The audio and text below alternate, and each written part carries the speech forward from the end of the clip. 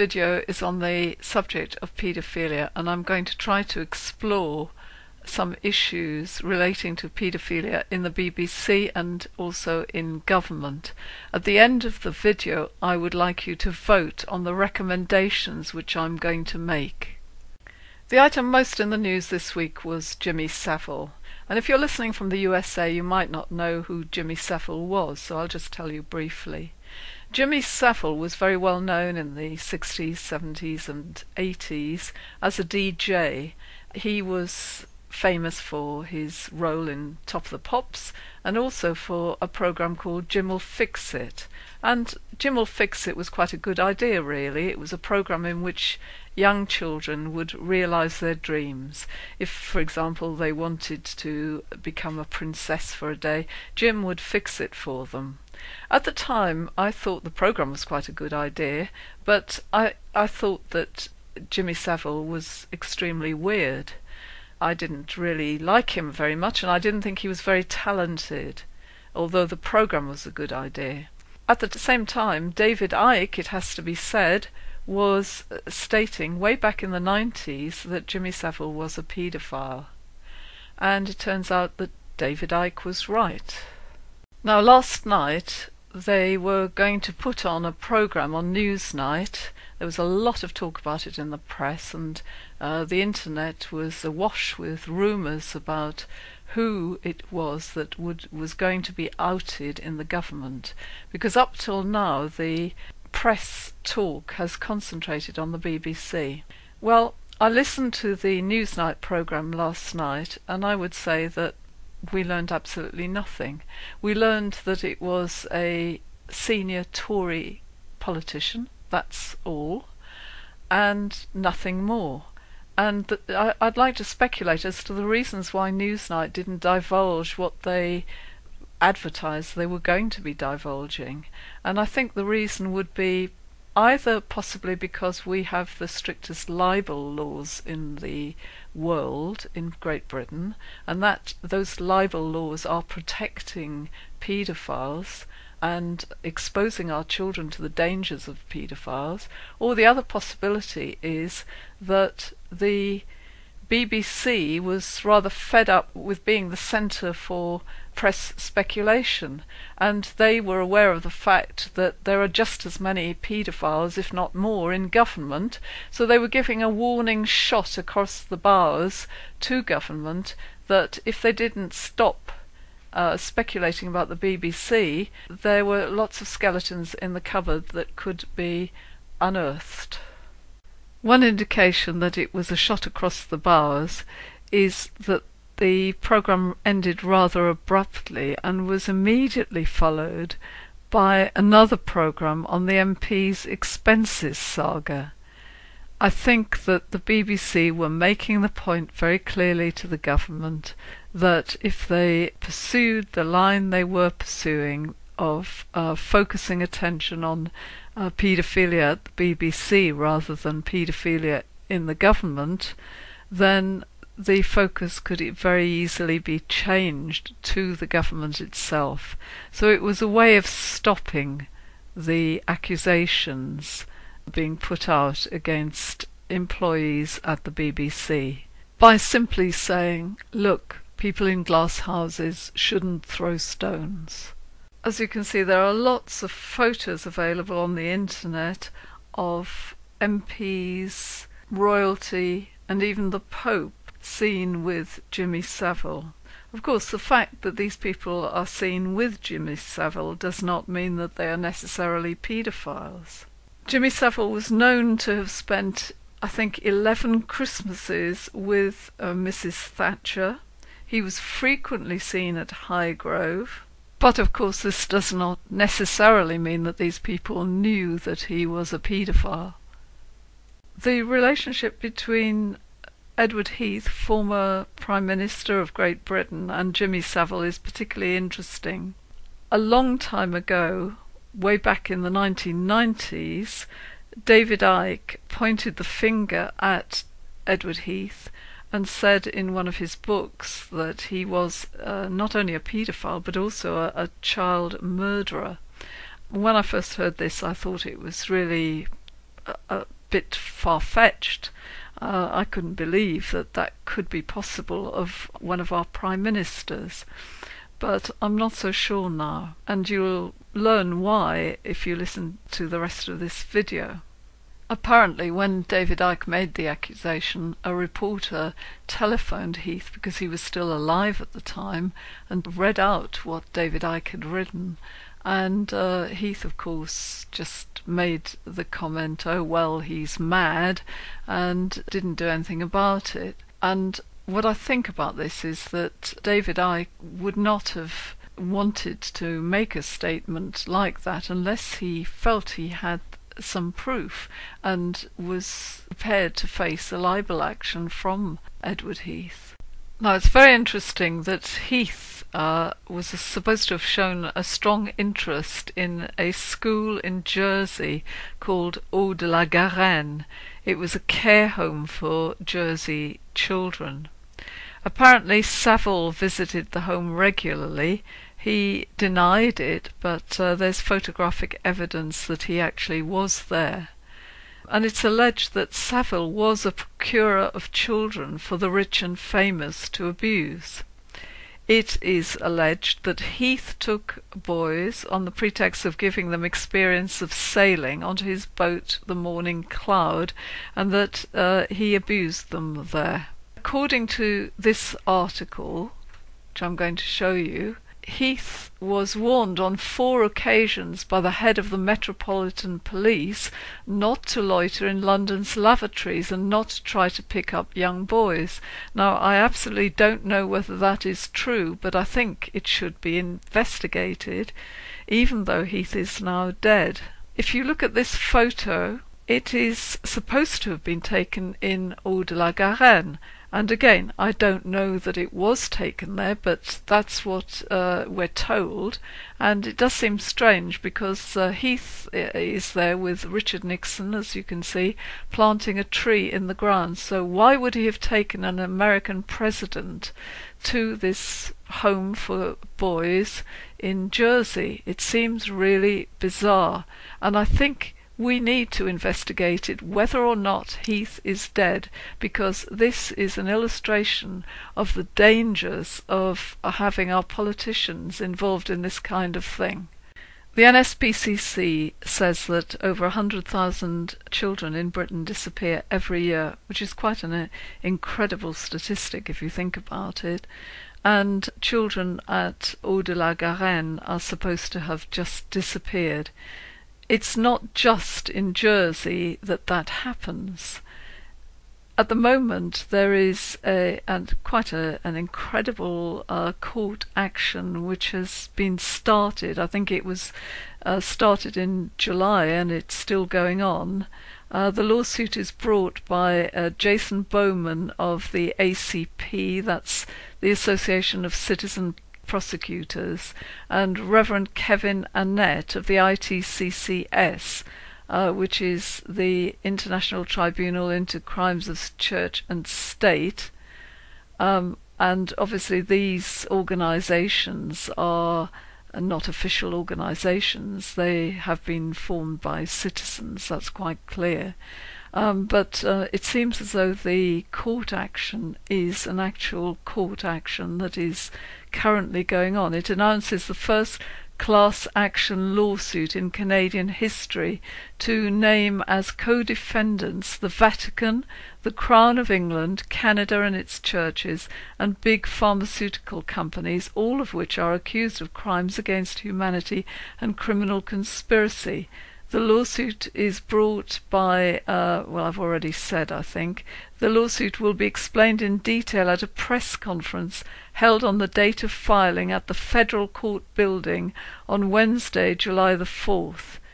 And it appears that this is about a school for Indians on a reservation where I think 50% of the children simply disappeared, and it is alleged that there were murders that took place and that the children were abused. Whether that is true, of course, we don't know. The surprising thing, of course, is that the mainstream media in the UK is not telling us anything about this at all, even though the Queen of England is one of the co-defendants. Of course, if this turns out to be true, it would amount to a genocide of the Indian natives. And the comment that I would make is that that would fit in with Agenda 21, because Agenda 21 is all about acquiring the wildlands for the enjoyment of the super wealthy, and the Indians are in the way there. Now, I mentioned earlier that the allegations against Edward Heath, former Prime Minister of the UK, are that he abused boys from this school called Eau de la Garenne, and also that he is supposed to have murdered children as part of a satanic ritual sacrifice. Now, I have to say, when I first heard about these, the fact that the rich and the influential were into Satanism and child sacrifice, I just didn't believe it. But I've since changed my mind, or I've begun to change my mind. I'm still not absolutely certain, but it does seem to me that there's a very strong likelihood that this is actually true. First of all, there were the remains of children found at Eau de la Garenne, and I don't think the police pursued it very much, but there certainly was evidence and a great deal of suspicion that children had been murdered there, and they found underground passages as well, and shackles covered in blood, that kind of thing. So where's the evidence, you may ask? Well, it seems a little bit of a coincidence that very close to the site of Eau de la Garenne, the school that I've been talking about, is a place called the Neolithic Passage Grave, which is a site for ritual child sacrifice, and that's apparently a few hundred meters away from Eau de la Garenne. Now again, I read on the internet that there is a great deal of Satanism in Jersey, and I've never been there, so I was a bit sceptical about that, because obviously there's no evidence of that. They say there are a lot of satanic statues, that kind of thing, in gardens, and I just wasn't sure whether it was true or not. But then I listened to a video by Bill Maloney, who apparently was himself brought up in a care home and felt very strongly about what has happened in Eau de la Garenne, decided to do an investigation into it, and the film that he put up, which is called Sun, Sea and Satan, was so remarkable. I really do think it's one of the most incredible things I've seen on the internet. And I'm going to show you some stills. He took it was a video, but he showed satanic statues in a garden high up next to a house overlooking the main road. And what I'm going to show you is really quite remarkable. The fact that the authorities have allowed this, and they seem to be doing nothing about it. Now, the first day that he went past, they showed this, what I'm putting on the screen now, and that is the statue of a child having oral sex, and a baby at the side with its backside facing the road. There was an eagle and a chimpanzee on the tree. And when he went back later, it was almost as though the occupants of the house, and you can see it's quite an ordinary house, the occupants of the house seemed to be almost cocking a snook at him, as though they had seen him taking video of the statues, and they had turned the baby round, and you can see what I've just put on the screen here, which really is unbelievable that is allowed on a main road in Jersey. And then the following day, it was the following day, he went back and he found that the child, the owner of the house had put pigtails on the child so that it was obviously meant to depict a little girl having oral sex. And again, I just find this absolutely remarkable. There is no sex offenders register apparently in Jersey, and I'm going to show you also what Bill Maloney showed, and that is the statue of a devil. I think it was in some kind of local wild area, and it quite clearly is the devil, and it quite clearly has cost a lot of money. So that has been done almost on an official basis. Now, the Queen is the person who is responsible for everything that happens in Jersey, and really nothing has been done about these statues, which I think should not be there. Paedophilia scandals seem to be increasing. There was the Franklin scandal, which took place in the United States, involving a school at, I think it was called Boys Town, and some very high-profile politicians were named in that. There has been a scandal in Belgium recently, and of course we've now got the Jimmy Saville scandal in Great Britain. And I want to connect these scandals with the type of behaviour that goes on every year in the United States. Every year there is a meeting at Bohemian Grove, and it's a meeting of the high-profile leaders of industry, politicians, newspaper magnates, that kind of person. The same type of people, and very often exactly the same people as we see in the Bilderberg meetings. The Bohemian Grove meeting takes place over a period of about a week in a Californian redwood forest. But Bohemian Grove is particularly well known for the ceremony that takes place there every year, which is called the Cremation of Care. And in this ceremony, the leaders of the Western world, people known to have attended are Bush, Reagan, Nixon.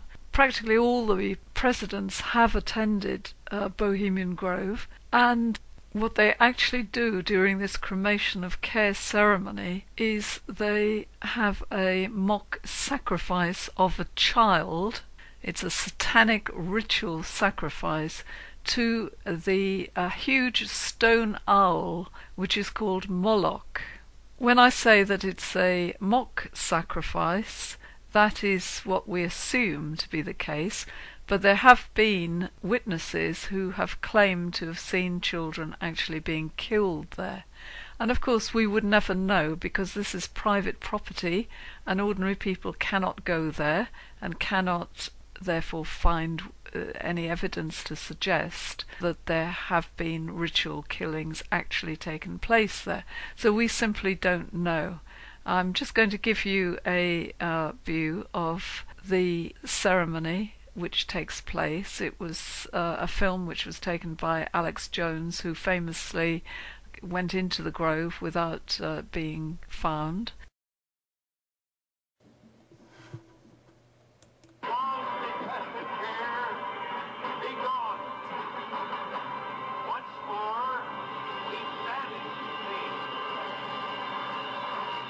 Begone, dull care. Fire shall have its will of thee. Begone, dull care. And all the winds, they bury with thy ducts. Hail, fellowship's eternal flame. Once again, midsummer sets us free.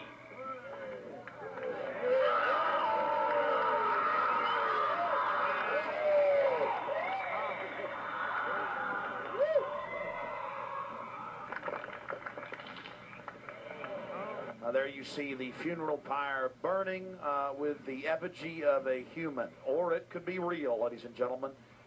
There's been a lot of strange going-ons in that area of Northern California, but this is what the establishment is into right here in America, the cremation of care. And this was July 15th, 2000. Now, there are those people, I've heard people that live locally near the forest saying that there's no harm in what's going on because these are people with responsible jobs and they need to let their hair down. And my response to that is to ask you whether, if you found that teachers at your local high school were behaving in that way, would you be happy to send your child to that school? I think the answer is probably no. So what can we do about these perverts who are governing the world? I think it's fair to say. Well, I've got a few suggestions, and what I'd like you to do, as I said at the beginning of this video, is to vote. If you agree with my suggestions, please click like. If you don't agree with them, please click dislike. And what I'd like this video to become is an indicator to the establishment, the governing establishment and the establishment elite, that up with this we will not put, that we want to see an end to this, and we want them to take action and stop trying to brush all of this under the carpet. It's far too important for the children of the world that we do something about it, and we, the ordinary people, need to do something about it. My first suggestion is that we should change the libel laws in this country. The person who brings an action for libel is in a very, very advantageous position, because unlike any other law, the plaintiff has special privileges because they consider that every man has a right to keep his good reputation. And because of this, the burden of proof falls on the defendant to the libel case, that is, the person who is supposed to have done the defaming. And that means that that person has to prove, absolutely prove, that what he or she says about the person libelled is true. And if you can't prove that, you cannot win a libel case. This law is not for ordinary people. Ordinary people, the government doesn't give a damn whether ordinary people are libelled or not. They can't bring actions for libel because they simply don't have the funds to do so. And so it is a law which is there purely for the wealthy and privileged classes. It is not there for ordinary people. But the important thing about the libel law is that it is protecting paedophiles, and it is destroying, therefore, the lives of ordinary children.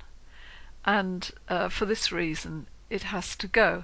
Now, I'm not suggesting that we give people the right to destroy the reputation of famous people just like that. What I'm suggesting is that the libel law be reframed so that it is just like any other law, and the plaintiff has to prove on the balance of probabilities that what the defendant said was not true. The second thing I would like to see happening is an end to D-notices.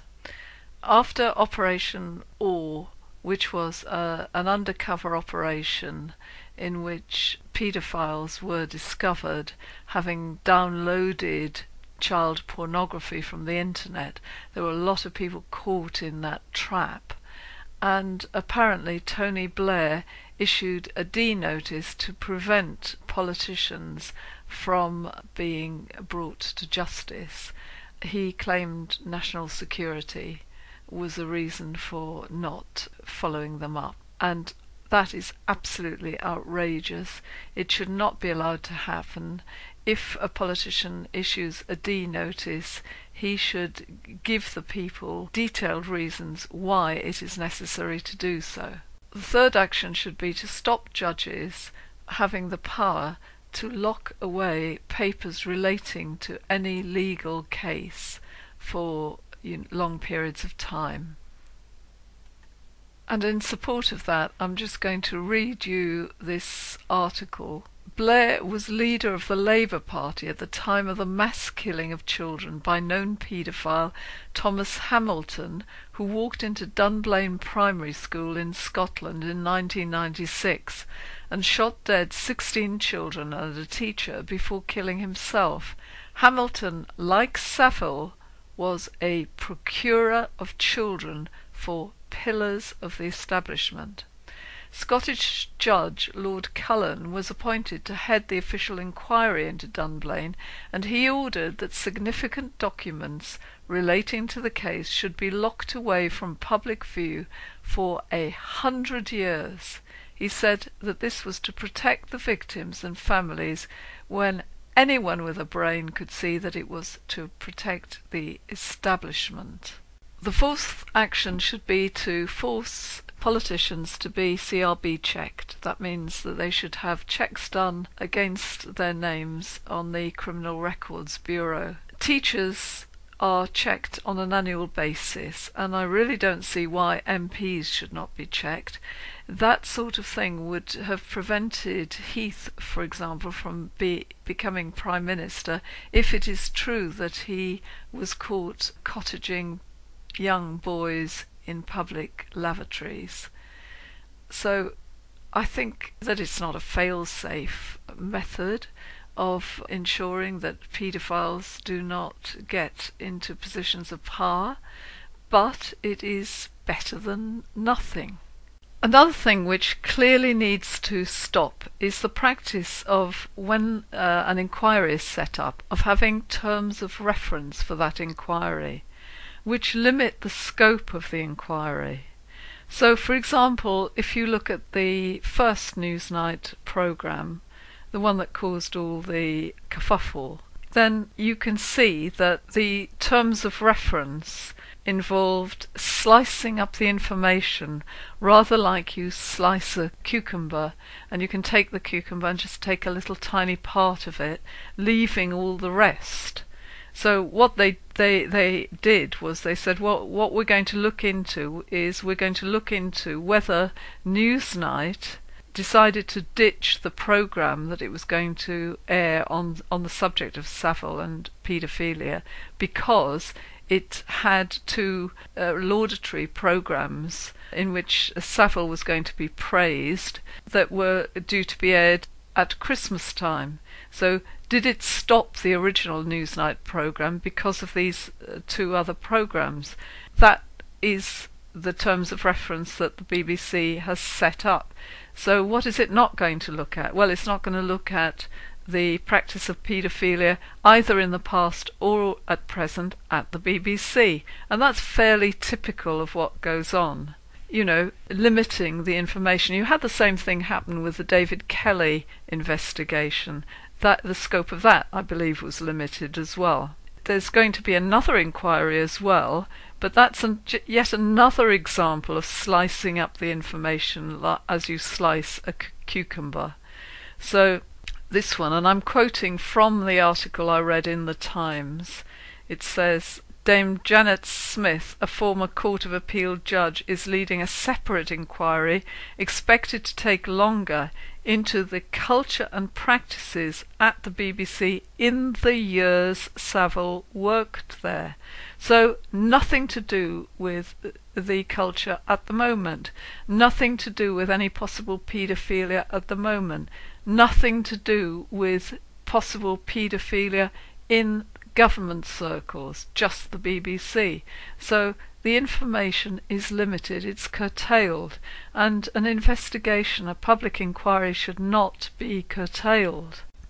And of course, while all these shenanigans are going on, while they're curtailing inquiries, while they're slapping D-notices on information, while they're locking information away for 100 years, all the sheeple here, because they're only sort of paying a little bit of attention, not really much attention at all the sheeple here is that there's going to be an inquiry, and so they think, oh, that's okay then, don't need to worry about that, it's all going to be sorted out with the inquiry. I think not. And my final recommendation is summed up by the saying which we have in England. I don't know whether it exists in America and Australia as a saying, that the devil finds work for idle hands. Basically meaning that if somebody has absolutely nothing to do and they don't have work to keep them occupied, then they can get into mischief. I think this is very true of the both the establishment elite and the governing elite. And I'm talking about the establishment elite as being the people who control the government elite. I think all of these people have very little to do in their ordinary lives, not compared with ordinary people anyway. For example, they don't have to wash the car, wash the dishes, do the ironing, deal with laundry, cook meals, wash up, clean the oven, decorate their own house. None of that, or very little of it at least. And they are treated in a way which suggests that they are in some ways superior to ordinary people. And I think this is very dangerous. I think we're beginning to see just how dangerous it is as we see them behaving more as though they think they're gods. So I would like to make the recommendation that we start to equalize things a little bit. I think we can equalize things with taxes, for example. I think that the rich should not end up that much more wealthy. They should be more wealthy if they have achieved something and started their own business, etc. But they should not be excessively wealthy. It's very dangerous if they are. We should not allow them to fly around in private jets. That we can justify because they say that there is global warming, so they shouldn't be able to do that. There should not be VIP lounges in airports. That encourages the wealthy to think that they are something special. They should not be travelling by first-class transport. They shouldn't be in first-class carriages because there shouldn't be such things in trains. They should travel with ordinary people. There should be no expenses for MPs. It's ridiculous that they don't pay for their own food. They should start paying for their own food so that they know the problems that ordinary people have. And I think that if we introduce these things, it will ground these people. It will make them think like ordinary people, because I don't think there are as many paedophiles among ordinary people as there are among the governing elite and the establishment elite. In other words, stop the privileges for these people and you're going to restore their sense of humanity, because the depravity that we're seeing shows a complete lack of humanity. But I would like to suggest another reason why there are so many paedophiles, because there seem to be rather a lot of them in places like the BBC and in government. I've talked already about the establishment elite as being those who control what I'm calling the governing elite. Now, some years ago we had a scandal that took place which really was quite important in British society, and that was called the Profumo affair. And this was the story of a government minister who went to a prostitute called Christine Keeler, and Christine Keeler had also slept with a Russian spy, and it was considered that Profumo therefore was compromised. And people in Britain talked openly about the fact that it was wrong that politicians should be compromised.